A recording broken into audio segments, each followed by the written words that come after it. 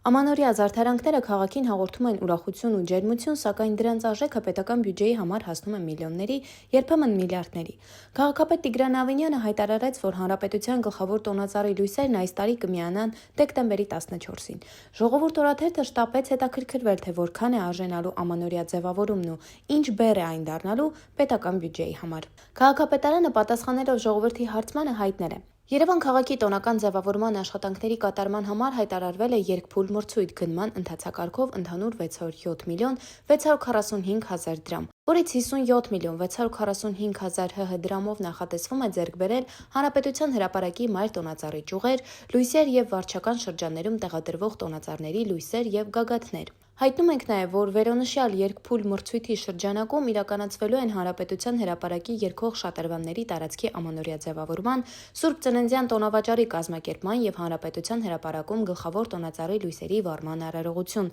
որի համար նախատեսվել է 345 միլիոն դրամ։ Արդյունքում պարզ է դառնում, որ Երևանի քաղաքային իշխանությունները ամանորի տոնական նախապատրաստությունների համար նախատեսում են ծախսել գրեթե 1 միլիոն 594 հազար ԱՄՆ դոլար։